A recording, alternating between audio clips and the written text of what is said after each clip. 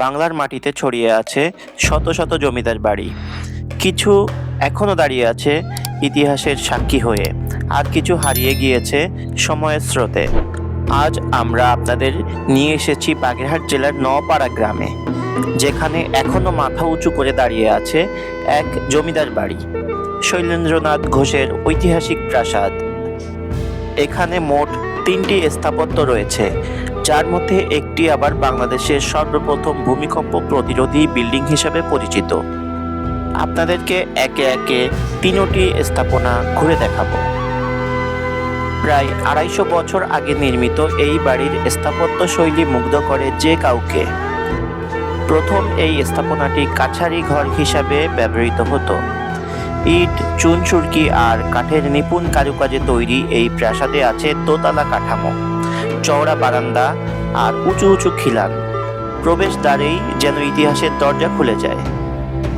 প্রতিটি ঘরে যেন লুকিয়ে আছে শতাব্দীর গল্প, যদিও এটার অবস্থা খুবই ভগ্নুর।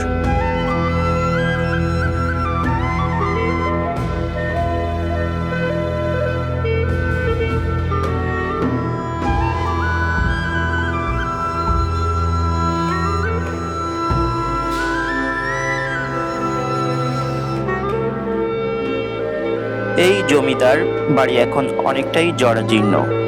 দেওয়ালের রং উঠে গেছে, কিছু ঘর ধসে পড়েছে, তবু সেই অতীতের গৌরব যেন এখনো নিঃশব্দে কথা বলে। বাড়িটি এক পুরোহিতের তত্ত্বাবধানে থাকলেও সরকারি তেমন কোনো উদ্যোগ নেই। সামনের এই মন্দিরটিকে অবশ্য সংস্কার করা হয়েছে।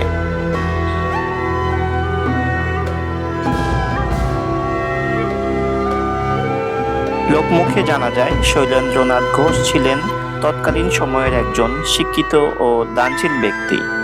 তার জমিদারিতে শিক্ষা, চিকিৎসা ও কৃষির উন্নয়নে বহু পদক্ষেপ নেওয়া হয়েছিল। জনশ্রুতি আছে দুর্ভিক্ষের সময় তিনি প্রজাদের জন্য বিনামূল্যে চাল ও বীজ বিতরণ করতেন। তারই উদ্যোগে গড়ে ওঠে এলাকার প্রথম প্রাথমিক বিদ্যালয়। পিছনের এই যে স্থাপনাটি দেখতে পাচ্ছেন, এটি বাংলাদেশের সর্বপ্রথম ভূমিকম্প প্রতিরোধী বিল্ডিং হিসেবে পরিচিত। আমরা প্রথমে এটির ভিতরের স্ট্রাকচার দেখে খুবই অবাক হয়েছিলাম এবং বুঝতে পারছিলাম না যে আসলে এটা কি। এই বাড়িটি দেখতে হলে আপনাকে বাগেরহাট থেকে খুলনাগামী বাসে বা অন্য কোনো বাহনে উঠে টাউন নওপাড়া, অথবা খুলনা থেকে আসতে হলে কাটাখালী হয়ে টাউন নওপাড়া আসতে হবে।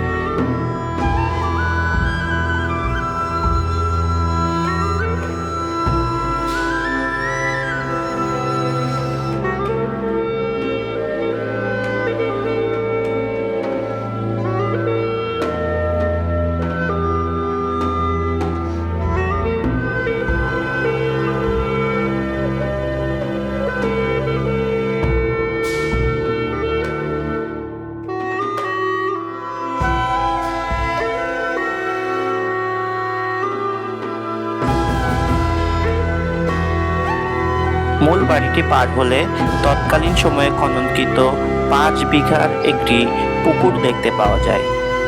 পুকুর ঘাটের সেই আসনগুলা এখনো সেই সময়ের স্মৃতি বহন করে।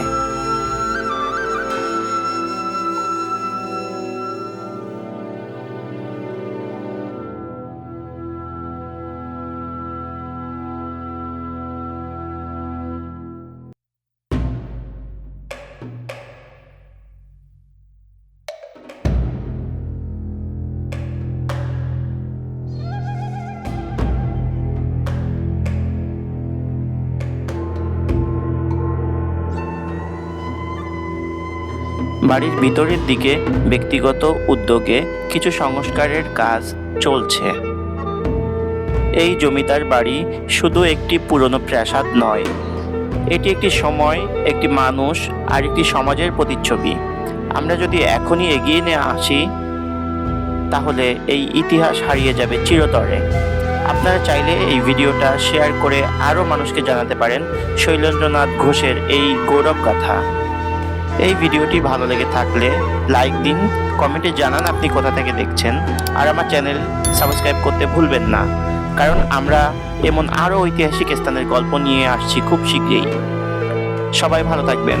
আল্লাহ হাফেজ।